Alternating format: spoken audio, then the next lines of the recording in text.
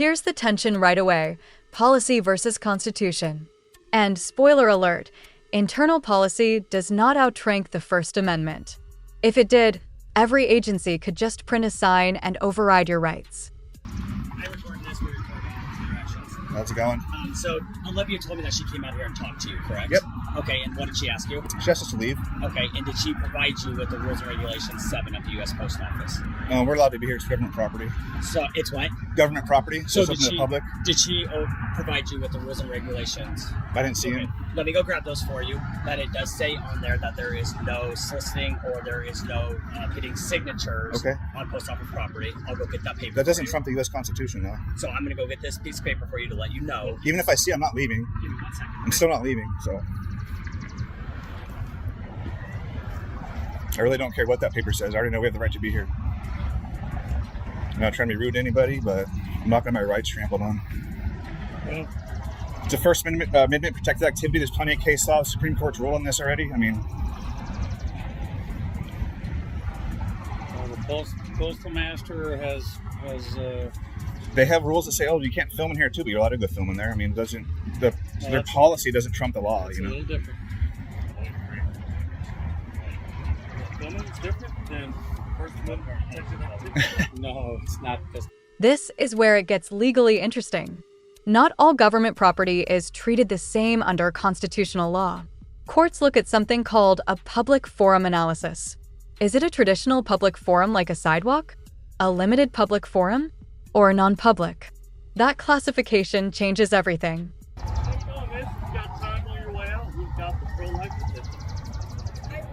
you guys came here last week and did the same thing. So, well, not you personally, but the police came here last week and told the other guys the same thing, and they actually told the postmaster they could stay because that cop actually seemed to know the law. Well, that was this officer, and the postmaster at that time had indicated to him that as long as there wasn't any complaints that they received from people coming and going. Gotcha. And apparently now they feel that they've had some complaints. So that's why he's checking in. We've only been here 15 minutes, so. Gentlemen, I just got here too. I know, I'm not trying to be rude to you at all. I appreciate your service. I know what you guys go through. But I think he's wasting his time by trying to show me this policy. Notice how the justification shifts to complaints. But here's the key question. Does someone being uncomfortable automatically make protected speech illegal? If that were the case, protests everywhere would disappear overnight. That this is the rules and regulations concerning postal private property and what their rules and regulations are. Okay. So, she said that she would like you off the property. She's going to come let you know right now. Not happening. That she would like you off the property. We have every right to be here. Okay. I'm going to go get her to have you, her let you know that. What's your name and badge number too, Clark? I am Chief Clark with the Boys Town Police Department. So you're chief? I am the Chief of Police. And you don't know that we have a right to be here? I do know that there are certain stipulations under the U.S. Code that does not allow you guys to do this particular thing. You can be on the sidewalks. You can be on the sidewalks over there doing your petitions. Okay. But these petitions stipulate the U.S. Code that you cannot do the signature petitions on their properties. That's not the law. Yeah. You know the Supreme Court rule that we can do this, right? I do know that there is a Supreme Court ruling, but that is in conjunction to older buildings. No, any government building, DMV, any government property. Okay. You're a chief, you should know that, man. That's a bold legal claim, and one that would absolutely be tested in court. Supreme Court precedent doesn't usually hinge on the age of a building. It hinges on how the space is used and whether the government has opened it for expressive activity. It's open to the public. This is a First Amendment protected activity. Supreme Court's ruled on this several times.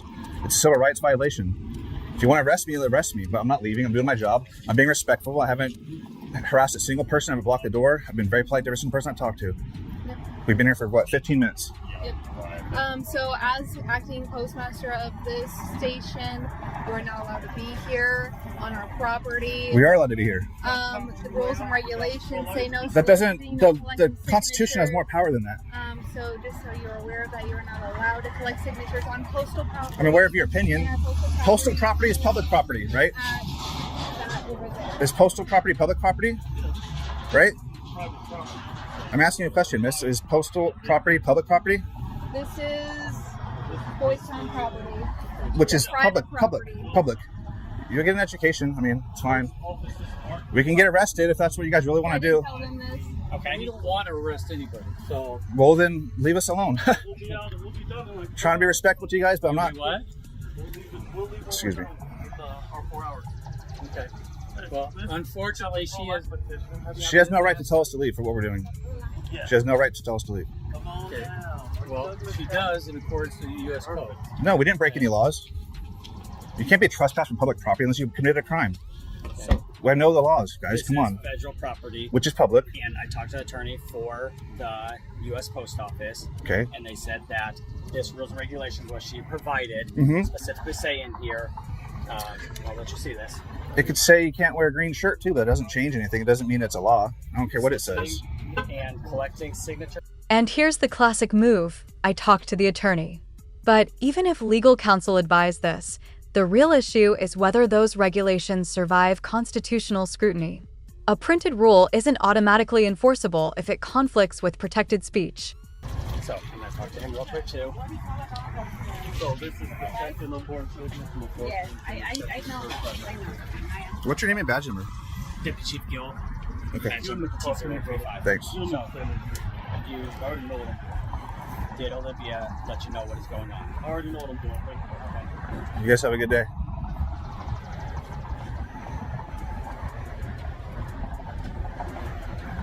Well, thank you for your time. Yep, God bless you too. I'm not stepping a foot out of here unless I've committed a crime, which I'm not going to do. So I'll let you know here in a second.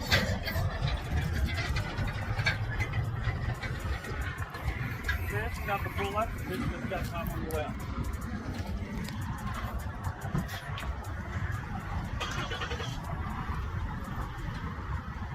Sir, you got time on your way out. We got the full life condition. It's pretty scary that the chief himself is so uneducated on law. He's going to cost his own city a ton of money. And look foolish on YouTube. They have some private property. Well, they're idiots. Not the cop, but that lady's an idiot. That's all we need to hear. They don't even know that it's a public property. You guys can't even arrest YouTubers that go in there and video everybody, and they get told to leave too. You guys can't arrest them either. So, what makes you think that this is any worse?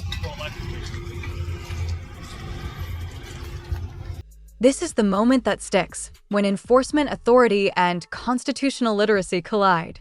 So let me ask you, if you were standing there, would you hold your ground and risk arrest, or walk away to avoid the hassle? Because that split-second decision is where rights either live or quietly fade.